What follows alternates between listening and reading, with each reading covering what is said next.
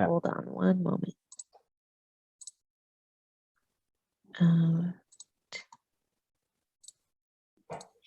Yeah. Here we go.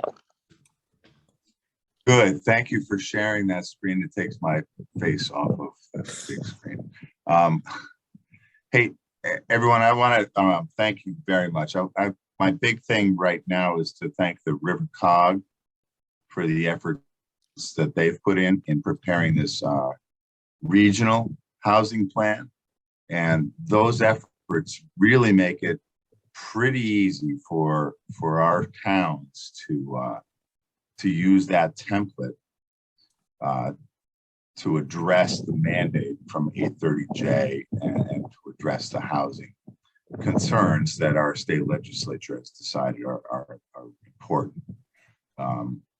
I think tonight's meeting really is going to focus on reviewing the population demographics, maybe reviewing existing housing conditions, and then a possible discussion of current zoning and other regulations that exist and how they might affect housing development in our town and how that might bring us into compliance with this mandate of 830J. I don't have much more to say about that other than that we're going to have to come up with something relatively soon, and we're going to work towards that. But the work that our RiverCOG has put in and that our zoning enforcement officer has put in is really going to help us get to that relatively easily. So with that, I'm going to leave it back to you guys. I'll give it back to John, to Elizabeth, and let you guys go.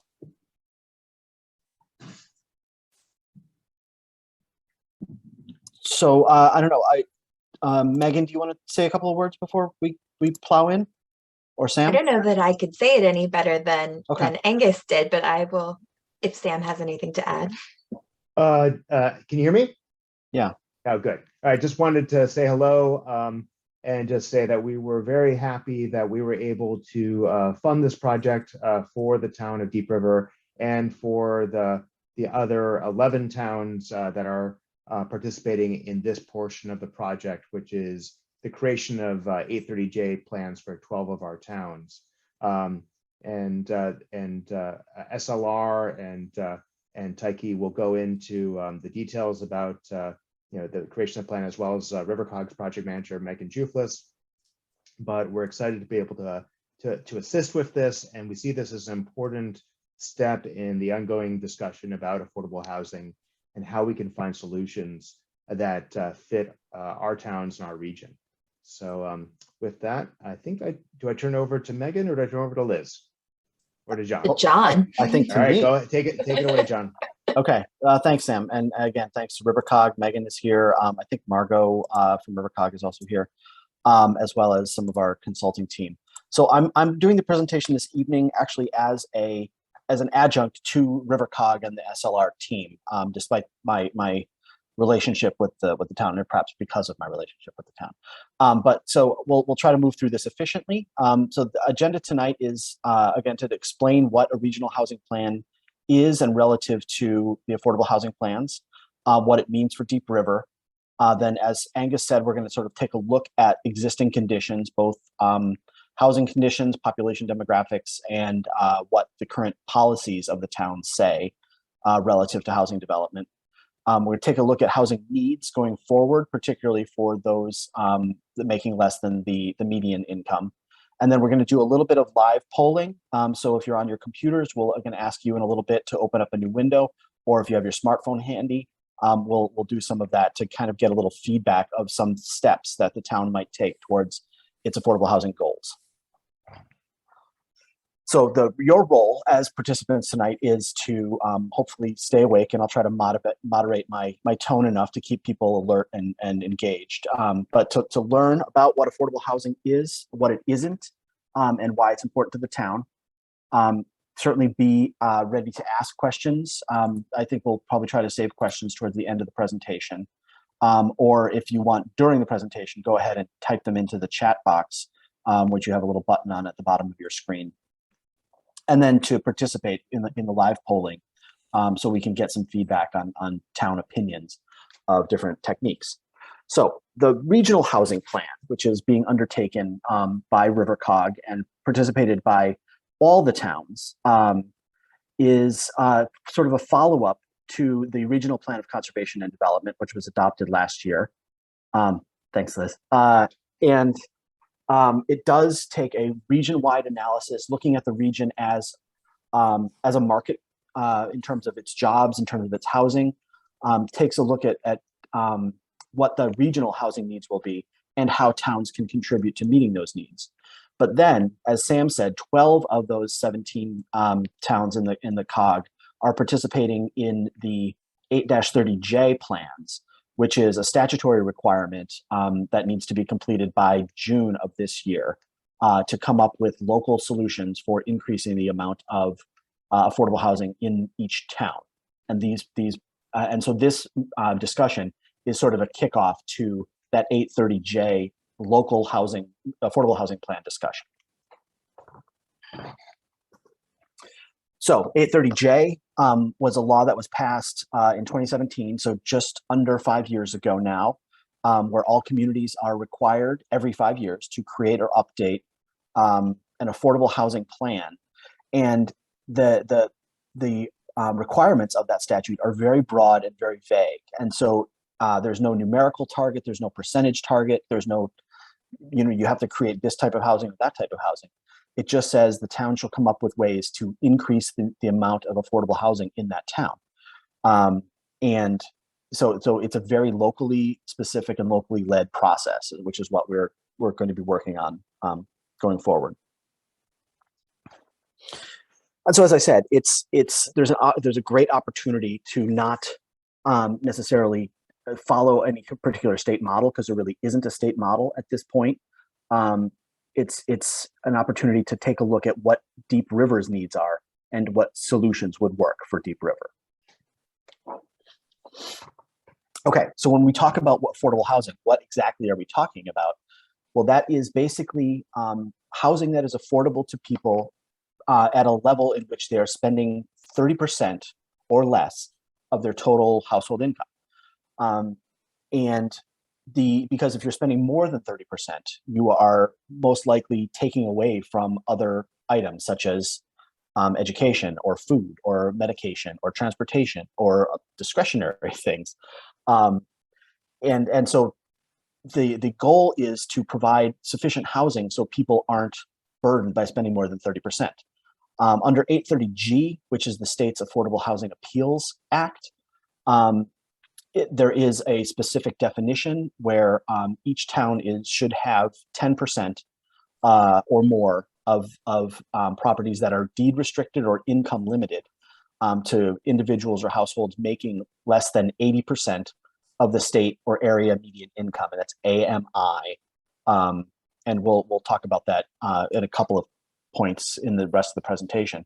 And East Hampton, I note there that really should say Deep River. I apologize for not fixing that.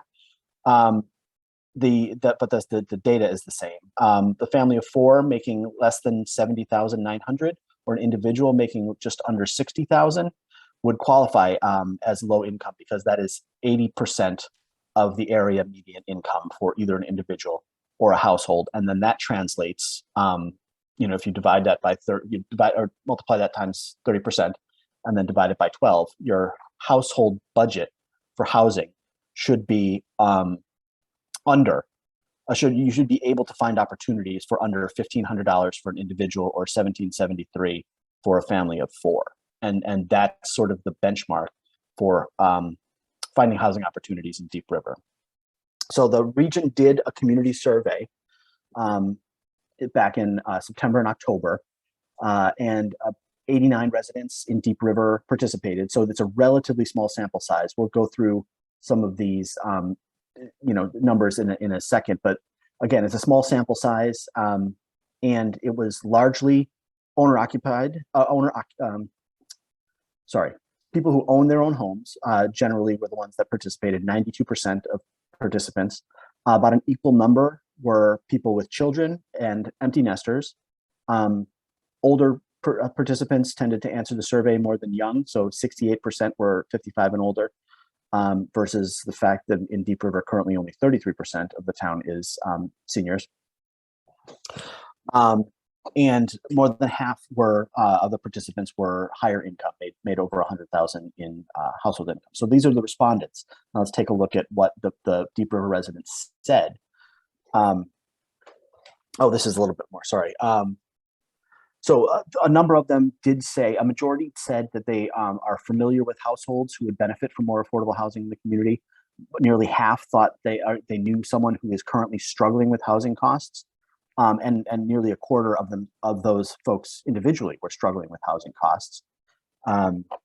Folks were generally looking to stay in their current home and had been in their home for a while.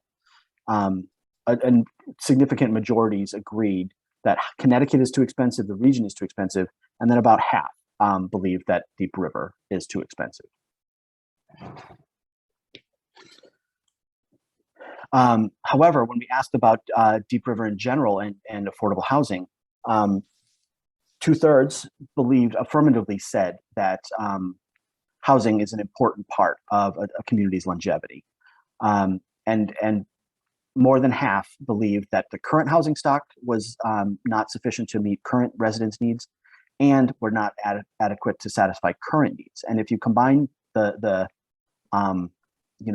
inadequate votes for each of those plus the uncertain, you have substantial majorities of folks who were either uncertain or believe that there is not sufficient housing opportunities for now or in the future in Deep River.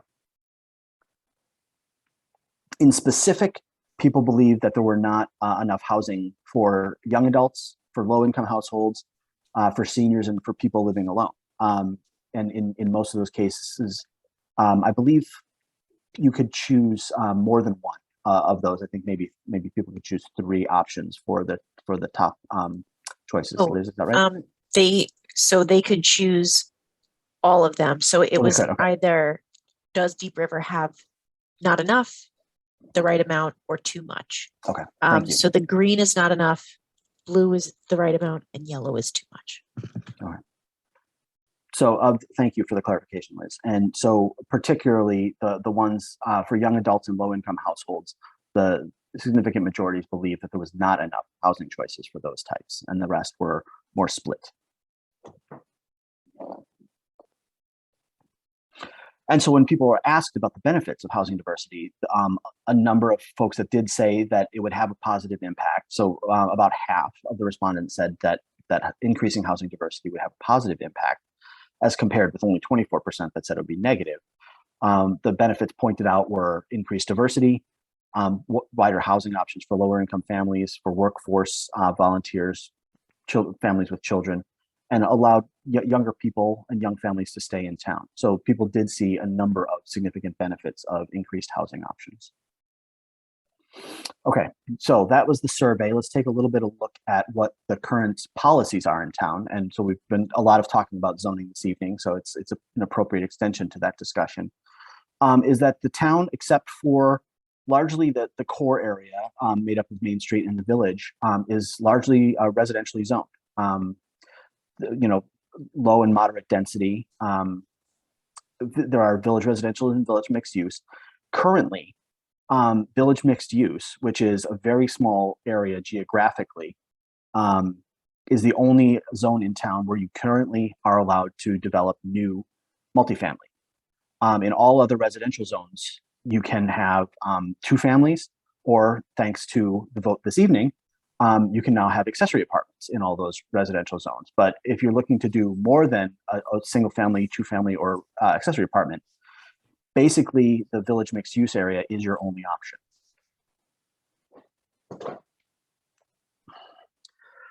And there are some areas in town that do have development restrictions.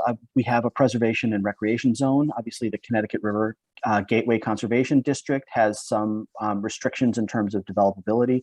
Obviously, we're on the Connecticut River, and a lot of that shoreline has special flood hazard areas and is subject to the Connecticut Coastal Management Act.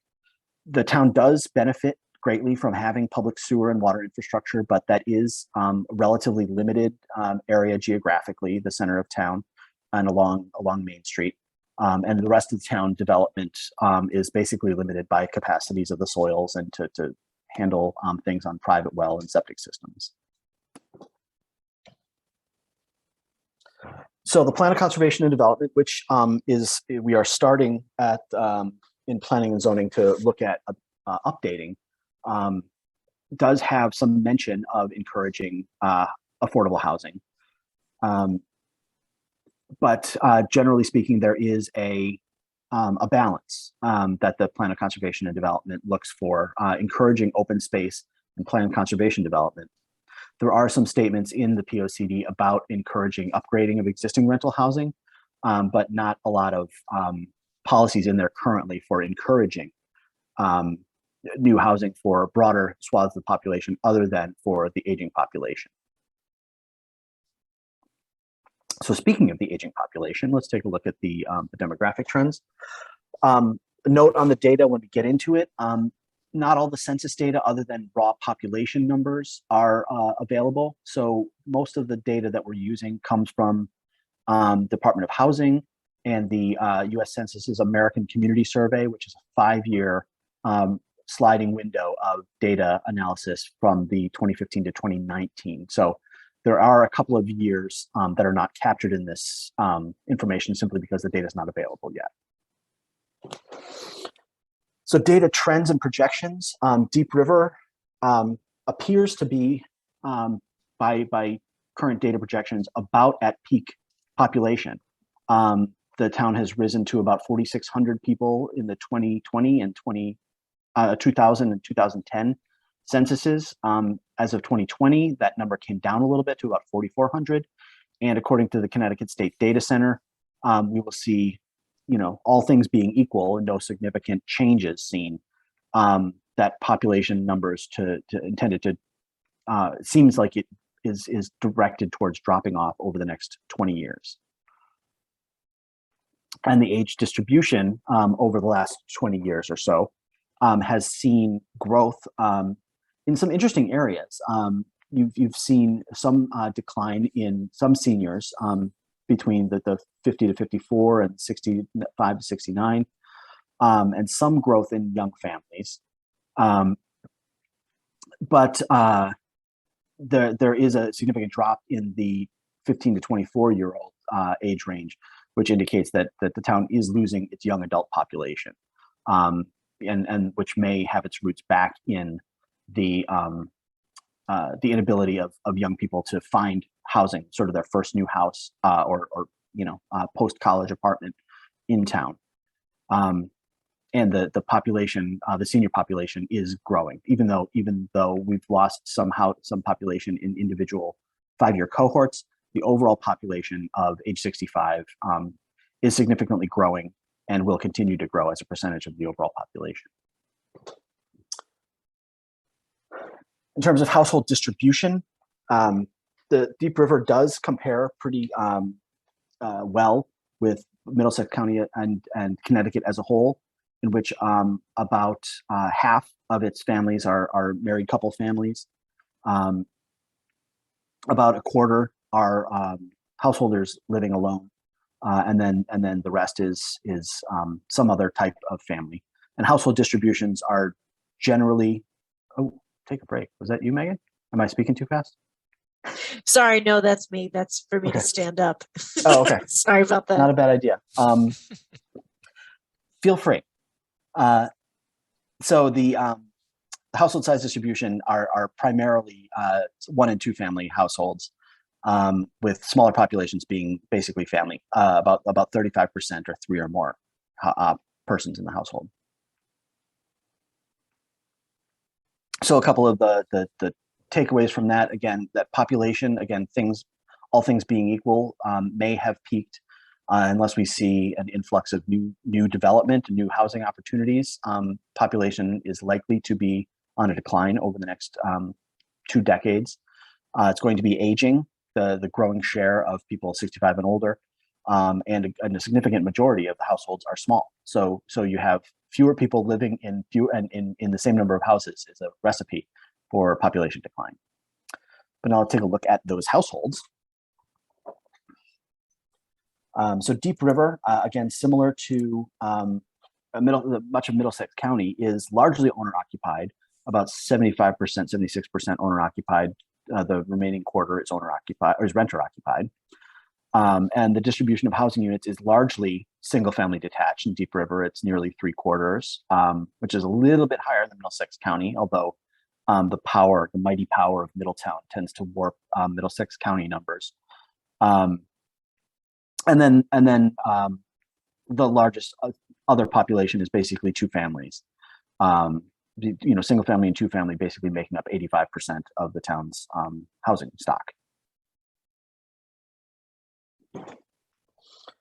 And in terms of that housing stock, the great majority is 3 bedrooms or more. If you combine 3, 4, and 5 bedrooms, you're over 65% or 64%.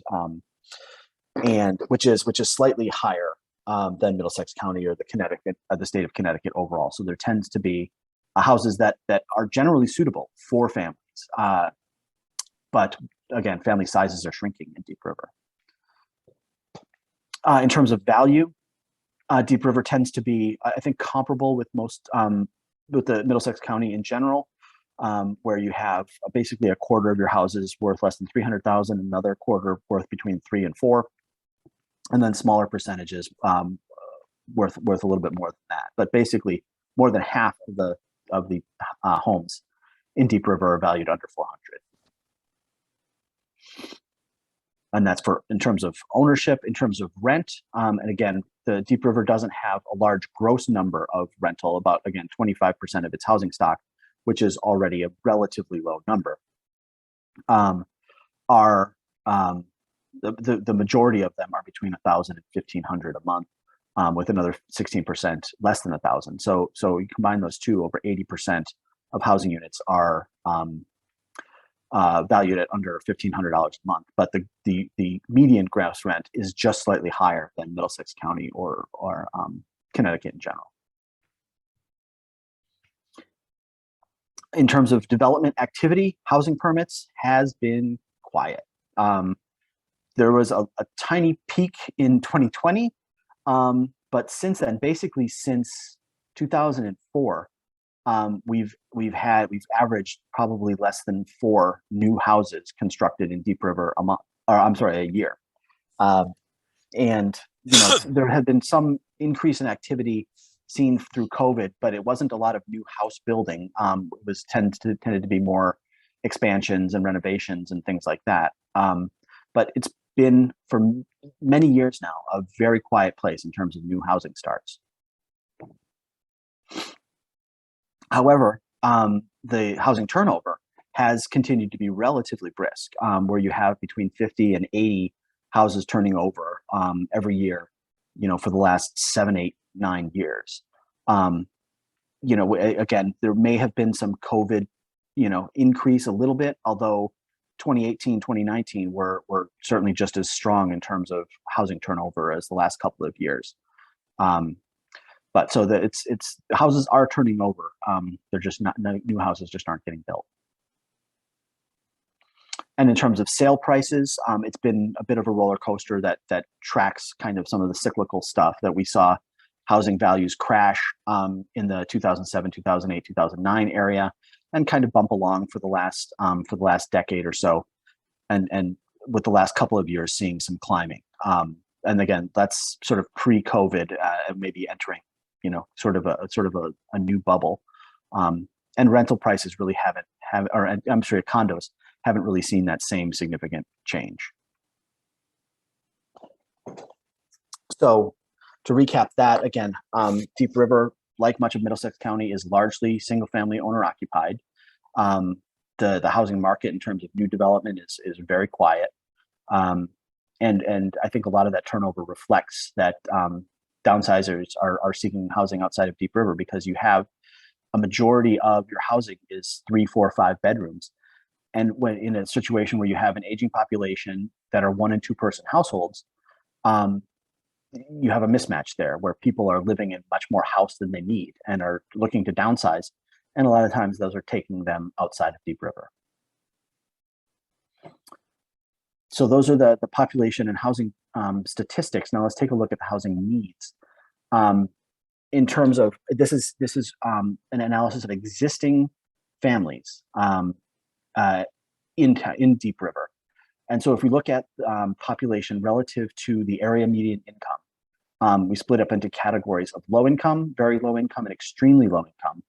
But basically, these are households making between 30 and 80% of the area median income. So basically, lower median than lower income than the median.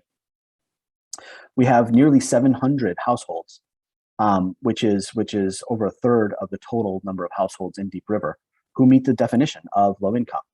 And about half of those are homeowners and half are renters. So there's a significant population of relatively low income folks in Deep River. And in terms of what those low income folks can afford,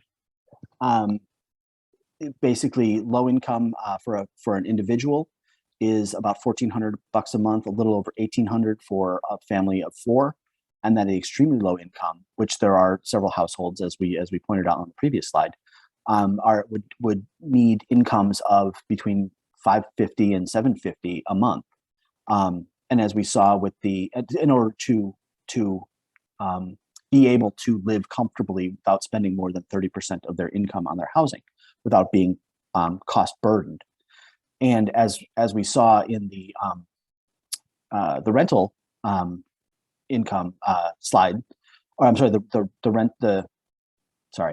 the average rent slide, the majority of rents in Deep River would be significantly higher than that $550 to $750. And so for particularly low, extremely low and very low incomes, there aren't that many rental housing opportunities in Deep River for that population. And then when you look at home buyers or home owners, your low income is $214,000 for an individual to $285,000 for a family of 4 at low income, all the way down to $86,000 to $121,000 for an extremely low income. And again, we saw that the median incomes in Deep River, the median home prices were between $300,000 and $400,000. So even basically at the median, you have a significant number of homeowner situations where people are not able to afford to either buy or to maintain their homes in Deep River. And so what that means is that they are cost burdened. And so these charts show you cost burden for renters, cost burden for homeowners. And you basically have 2/3 of homeowners, of low-income homeowners, and 3/4 of low-income renters are spending currently more than 30% of their incomes on their housing, which means they are at risk if there's a medical emergency, or if education expenses go up, or the cost of gas goes up. Those items cut away at property owners and renters' ability to kind of stay above water. And there just are not enough opportunities to restrict, or there aren't enough supply at restricted levels that would allow people to live comfortably, not spending more than 30% of their incomes on housing. So the interesting thing here is on the top chart, which shows you the portion of income spent on housing, both renter occupied and owner occupied. And in a reversal of a lot of towns that we've seen, only about 9% of the total renters in Deep River are cost burdened, which is the red bar. But a full 30% of owners are cost burdened. And I think this also goes back to your small households, aging population in big houses, where people are basically struggling with houses that are too big and too expensive for them. And this is something in a lot of towns that we've analyzed, it's somewhat the opposite, where renters are struggling a little bit more than homeowners. But I think the demographic and housing type combination in Deep River really creates that condition where your owners are struggling a little bit more than your renters. And if you look at the bottom bar, that plays out because, you know, of seniors 65 and older, over a third, 37.5%, are cost burdened.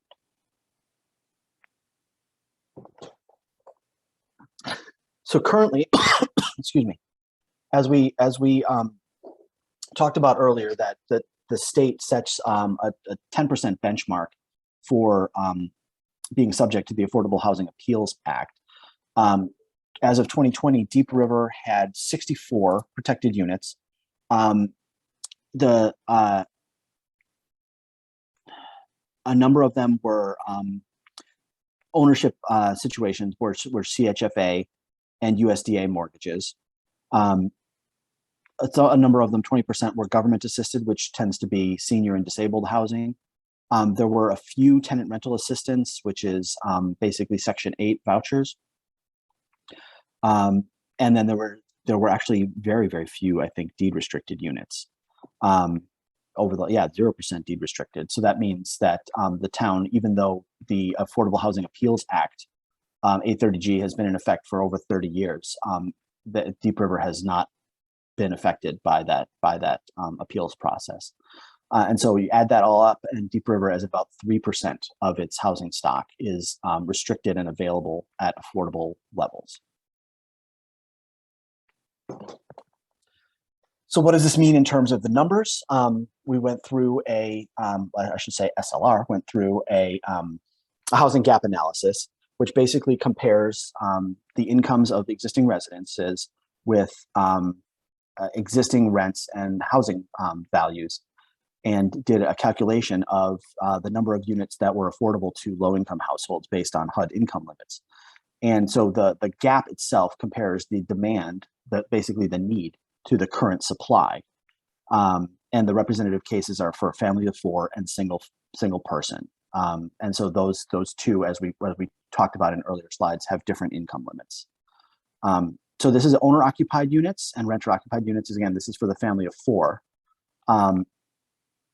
For owner-occupied units, the gap is not as significant as it is for renter-occupied.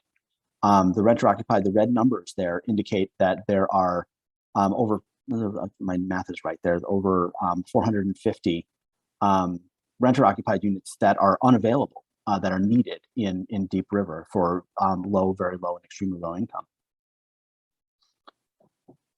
But for individuals, interestingly, that is somewhat flipped, where the individual renter-occupied units are relatively, the supply and demand is relatively aligned.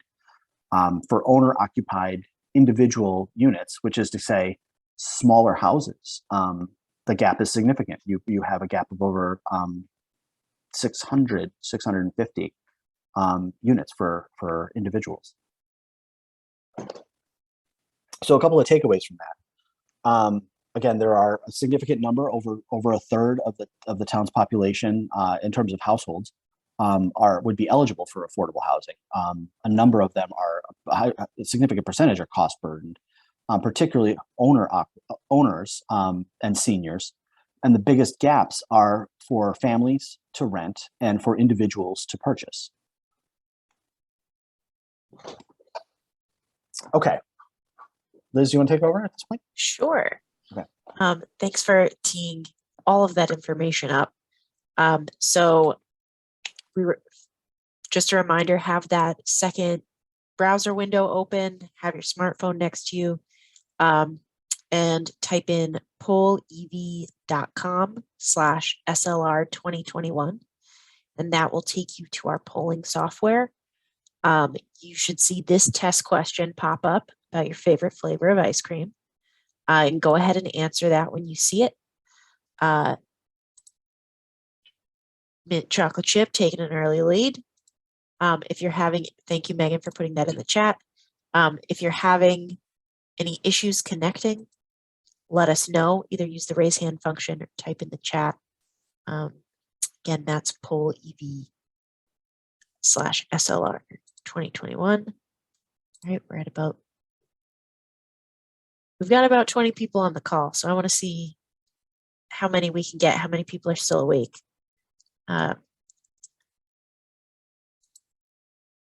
we got 4. They're all picking different stuff.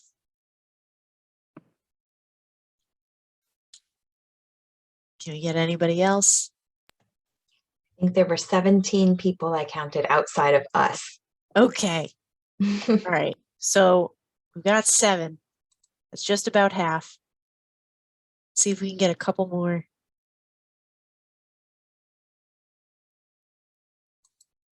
I want to make sure everybody who wants to can participate tonight. There's got to be at least one person who likes vanilla. Yeah, what's I going do. on? Let me log in. I'll get in there. All right, we've got 8. Come on, guys. You can do it.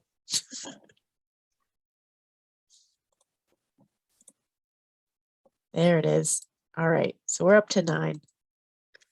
And I'm not seeing any questions or people in distress trying to get on. So let's move to some questions. So as John mentioned earlier, there was a regional housing survey that about 90 people participated in, 89 or so. Were you one of them? Or are you new to the process tonight? Okay, we've got a couple new folks, so welcome. All right. Oh, we got up to 10 on this one. Excellent. How old are you? And it's anonymous, so you don't have to fib about it. All right.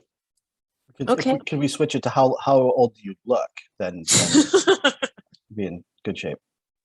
We've got a lot of black boxes. What about how old you feel? That's what I was gonna say. We don't have 95 plus. Right? On this. Yeah. You mean tonight or in general? All right. Everybody looks great. What kind of household are you currently in? Are you living alone? Are you sharing your space with someone? All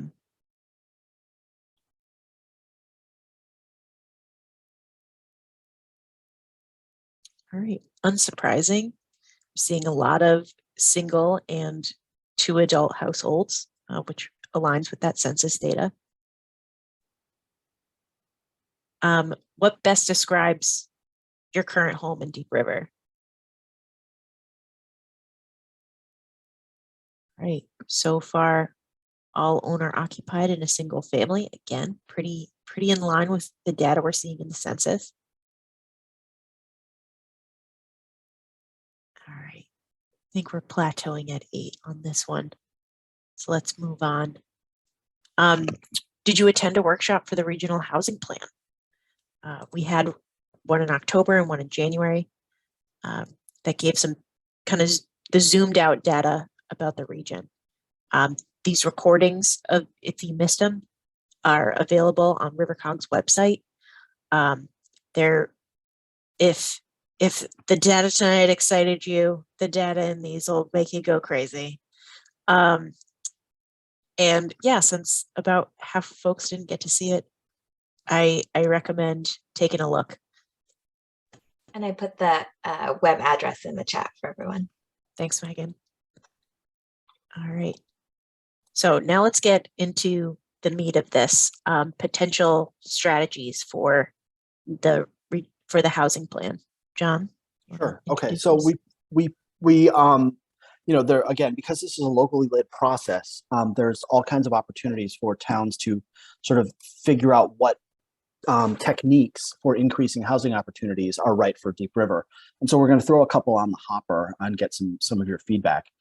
So the first is that the town, despite the fact that the town has several, you know, very traditional departments, planning and zoning, board of selectmen, economic development, human service, senior services, things like that, there's no single entity that addresses housing, which is an issue that cuts across a number of those things.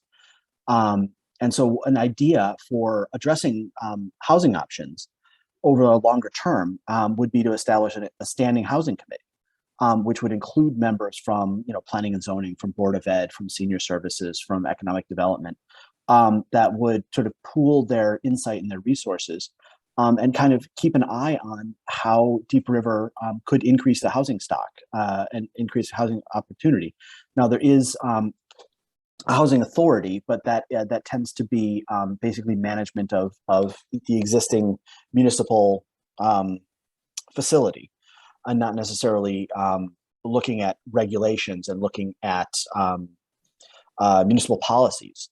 And so the question is, would you agree that establishing a housing committee focused on expanding housing opportunities is a good idea for Deep River? Great.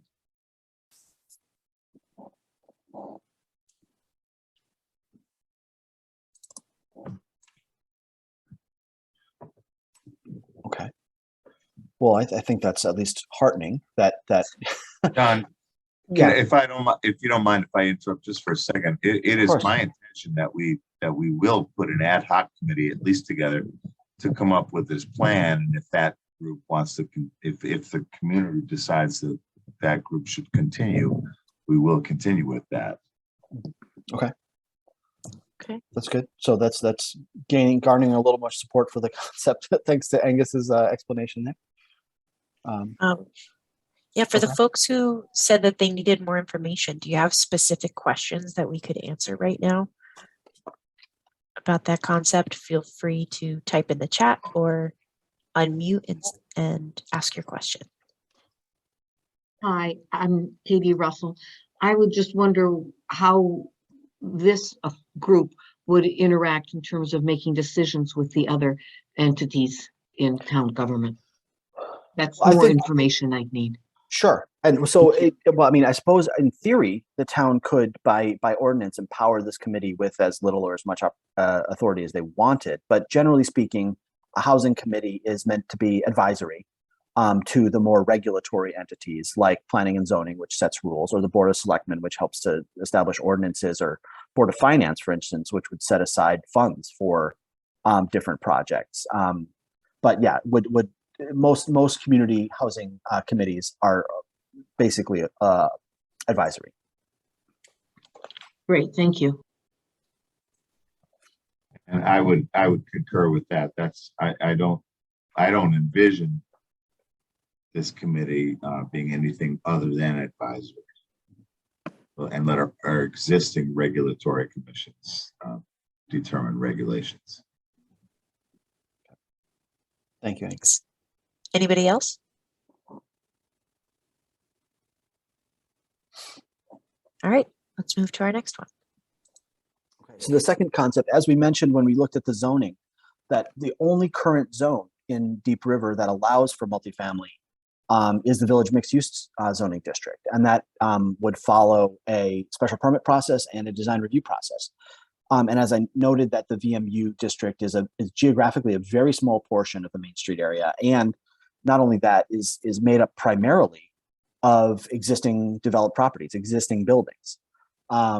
So one idea to consider would be to allow for multifamily development, apartments, townhouses, condos, in more zoning districts, and obviously perhaps at lower densities in your R60 and your R80 zoning districts, maybe at slightly higher densities in the R30 and in areas of town where public sewer and water lines are available. And further, where you have basically reuse or redevelopment of an existing building in a place like the Village Mixed Use District, that might be a little bit easier by maybe doing it via site plan review, rather than a more extensive public hearing or special exception process. So basically, sort of ratchet down the regulations that would prevent people from developing multifamily at various densities in different parts of town.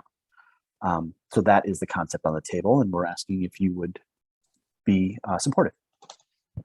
And as you're voting, I would also just note that this is not a binding referendum. The results of this poll do not become town policy. This is just sort of gauging people's interest in different approaches. If I might add, you you're mentioning zoning areas, and I think that not everyone that's privy to this conversation understands what R80 and R or any of those other terms represent. So that's not really a good question to ask unless you want to fill in better information on that. Right, and so that's well stated. I'll also note though that the majority of our audience this evening is planning and zoning commissioners, who hopefully understand decently well. But I do recognize that there is also a lay audience that deserves a more explanation. So thank you. All right, we have just 7 folks. Can we get any more or any other comments or questions while we wait?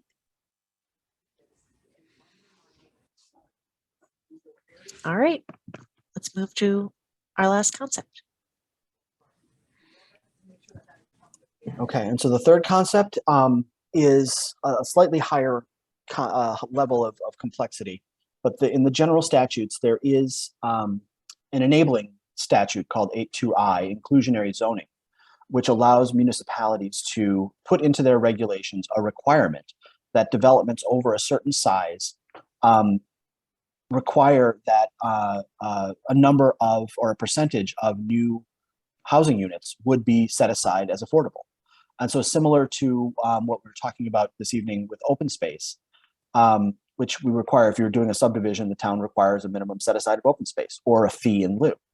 And so this would be basically the same for affordable housing, where if you were developing, for instance, 10 apartment units or 10 townhouses, that the town could require the developer to set aside a portion of those, somewhere between 10 and 20%, for instance, to be set aside for those households that make less than the area median income. And so it would be a way to sort of piggyback on existing proposed development to encourage more affordable housing in town. And so that would be the concept, and we would be interested in your feedback on that.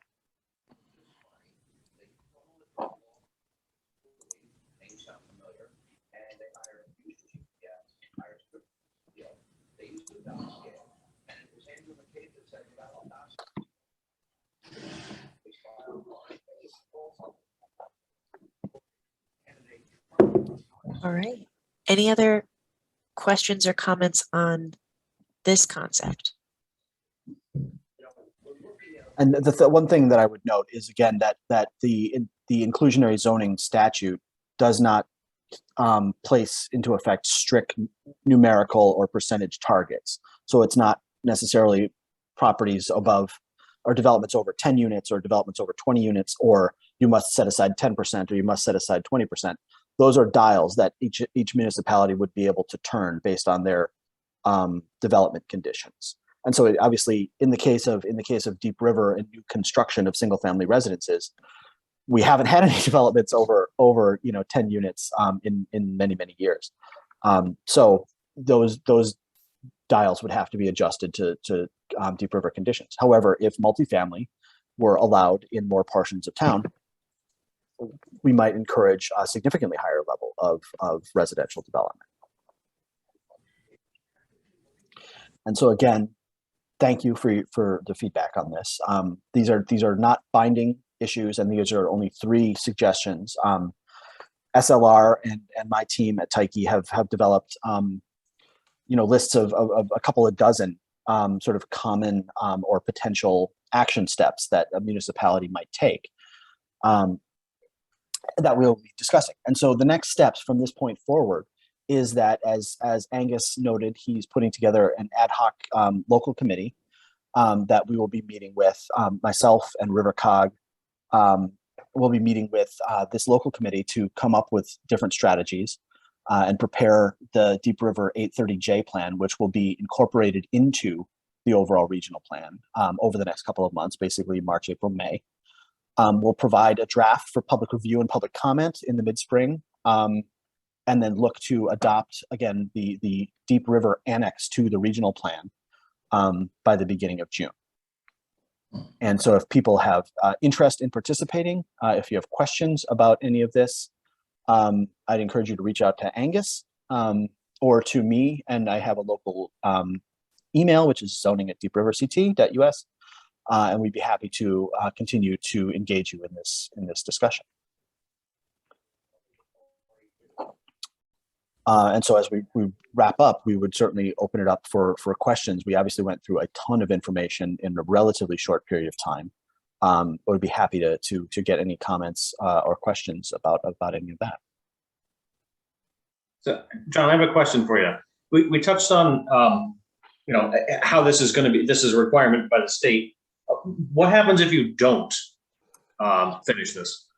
So the way the statute is written, that you either, if you don't finish it by the beginning of June, you are required to submit a letter to the Secretary of OPM, Office of Policy and Management, explaining why and what your timeline is for completion. But there really isn't sort of an option for you never have to do anything. Although I will note that unlike the Plan of Conservation and Development timelines, there is not yet the stick or the or else of not being eligible for state discretionary funding and things like that. You have to do it because it's a state law. But as of right now, there's no, we'll take away, your schools or anything like that. There's no penalty at this point. Hey, John. Yes, Jonathan. Yes, this is sounding like and I don't want to sound negative about the whole idea, but it's beginning to sound like an unfunded mandate. Well, is the state gonna have a carrot for us? For what? For whatever the cost of organizing. Well, in this case, this is not. There's no municipal funds going into this. This is being funded by RiverCOG. And so the town does not have to contribute financially. So it's actually it's just a mandate. It's been funded through RiverCOG. And in terms of paying for action steps, there's no mandate, that to come out of this plan, pledging that the town will spend X millions of dollars on housing, or anything like that. There is no funding requirement for implementation. This also seems to everything nowadays brushes with each other, but the sustainability movement, in the broad sense of sustainability, you're talking about keeping our communities viable. Right. And Middlesex County is seeing this acutely. If anyone participated in the regional presentations, Middlesex County is bleeding young people, and a lot of that. I mean, Middlesex County is also its stock in trade is its charm, and its quality of life, and its beautiful villages and its little downtown areas, and that people would love to move here or to stay here, and it's really a lack of both jobs and housing opportunities that's creating a problem for us. And so it very much is a sustainability problem in terms of our population vitality. Right. The state of Connecticut is not offering our young people enough opportunities, employment opportunities, to keep them interested in here in the state of Connecticut. One of my questions that I have is, this is a really big conversation. And tonight there's 21 of us here, most being planning and zoning. How are we getting this information and the input of our community? How are we going to get people involved? Right. That's a good question. And I think what the steering committee that Angus is going to help lead is going to talk about that. And we're using sort of available channels, newsletters, Facebook, email, news, things like that, to try to get the word out. And this is, to a certain extent, it's a lead a horse to water type situation. We can make it available. We can certainly do a better job of trying to outreach. But I think in a lot of times, unfortunately, particularly in owner-occupied, occupancy-heavy municipalities, concerns over housing aren't enormous, because people sort of own their houses and are more or less fine. Although, as we've seen, people do struggle with cost. that's a long way of saying, we're open to suggestions. We're going to be having, public presentations, and we'll do what we can to sort of spread the word. But it's Yeah, thank you. John, If I could jump in, we have advertised all of the public meetings that have taken place in the same way that we advertise all of the meetings, and we, we understand that not everybody signs up for the emails and not everybody is on Facebook and all of that kind of thing, but we do what we can to make sure that people are aware of what's. But a couple of things that are in the chat about cost to the town. I don't believe that there's any real expense to us other than what may or may not happen to our grant list. And I anticipate that this kind of thing will help that grow. What this addresses, first and foremost for me anyway, is something that's been happening on the shoreline since I was a young man. I grew up in Old Saybrook and could not afford to Saybrook, and this has been happening since the 70s. There are jobs here that jobs come and they go. Our state and our country decided that you couldn't make a living if you didn't go to college. So we lost a lot of tradespeople. That trend is changing, and hopefully that'll continue to change. And there will be folks that are going into out here. I think it's really important to remember that we live in an area is one of the best places in the country, in the world to live, and as a result, it's not as affordable as some other places in the country and the state. But this is an opportunity for us to address that in a way that doesn't cost the town any funds. It doesn't cost the town, and we have a planning and zoning commission that addresses the regulatory part of that, and that happens. We're not going to. I don't think that we should be afraid that we're going to all of a sudden have in New Haven in our town. This is something that we're going to see addressed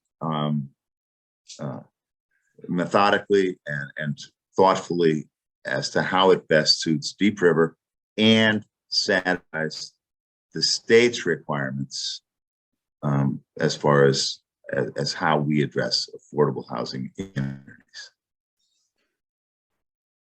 John, one thing to point. Can you shed a little light on how, and I know it's early days on this, how would recommendations, say from a housing authority, interact with planning and zoning? Would we have to change planning and zoning regulations to enable affordable housing? How would that interplay happen, roughly? The answer is most probably, because again, I think affordable housing really needs to happen in most cases at a relatively higher density than the town currently allows.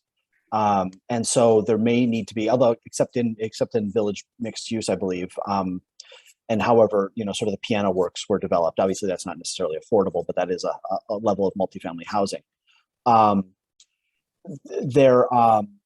It would most certainly require some tweaks to zoning regulations to encourage this. I would say, for things like for housing authority expansion, for multifamily expansion, there is, the 830G affordable housing appeals process that does sort of do a bypass of zoning regulations should a developer choose to go that route. But as we noted in Deep River, no developer has gone that route. Yes, generally speaking, to increase density of housing, which is the primary way to increase affordability, there would probably need to be some zoning changes. If I may, I think it's important. I just think it's important to remember. I'm sorry. It's important to remember what John said early on. we don't need to do a whole heck of a lot right now. The state is not mandating numbers. They're not mandating a whole heck of a lot for us to adopt a plan. We don't have to say, okay, 35% of our housing is going to be affordable or anything. We need to address the situation. And that's really where I think we should do. We should do this methodically. We should do this. The first thing is to satisfy the mandate. The second thing is to take a longer range plan as to how we can address the situation that our citizens that our citizens are in fact suffering from, or not, maybe not suffering from, but we looked at this survey and we see some issues.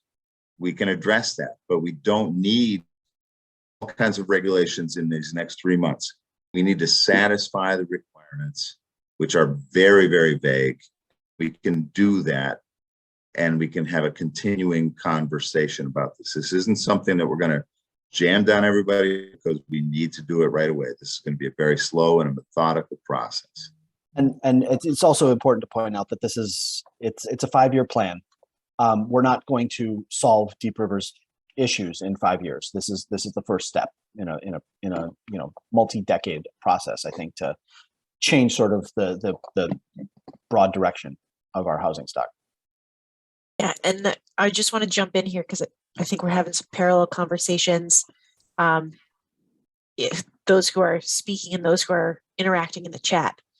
So I just wanted to bring in some of Julia's comments about grants for the development of housing.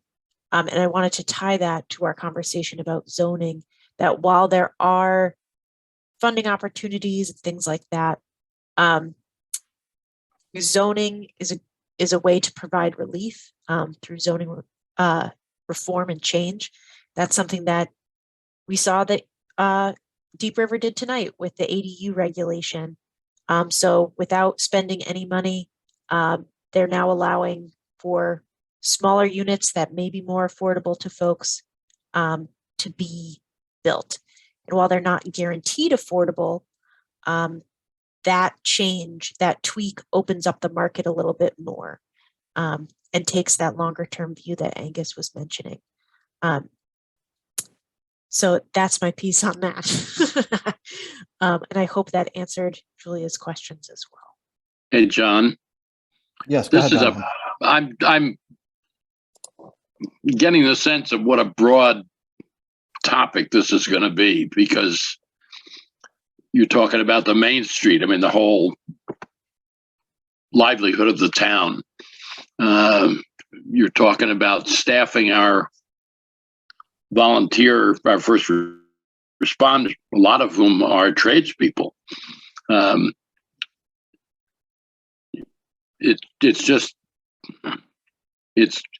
It's fascinating, and it's going to be pretty exciting. I'm glad you think so. I agree. Right. You know, I agree with that, Jonathan. I don't like mandates from the state at all. I think they're way too broad brush, but this gives us a lot of latitude, and it's something that should be addressed in Middlesex County, not just in Deep River. Deep River, as the survey points out, Deep River is unique in our affordable concerns as opposed to the rest of our neighboring communities. But this is going to be it'll be a good thing for us. Let's just take our time. Let's do a good job at it. I agree. I think John nailed this when he said, it's not going to happen overnight, but this is a great starting point. I think we're on the right track. Just to clarify on that second, so if a developer went in and they were going to build 10 houses and it put 10% has to be affordable housing. If they built $400,000 houses and then they put an affordable housing that's not going to be a $400,000 house, that's going to be kind of discriminatory, isn't it? Well, I think the like 830G, which is the Affordable Housing Appeals Statute, any inclusionary regulation, I would hope we would include that the affordable unit has to be built substantially similar to the market rate units. So you wouldn't build, 9 McMansions and 1 hovel. Exactly. That's what, So that would be incorporated into the regulation. And it's that way. And that was a great question. And typically the income from the market rate units can offset the cost of the affordable units as well. So it usually works better with more units. All right. Okay. All right. This is your meeting, Tony. I was going to say, I mean, I think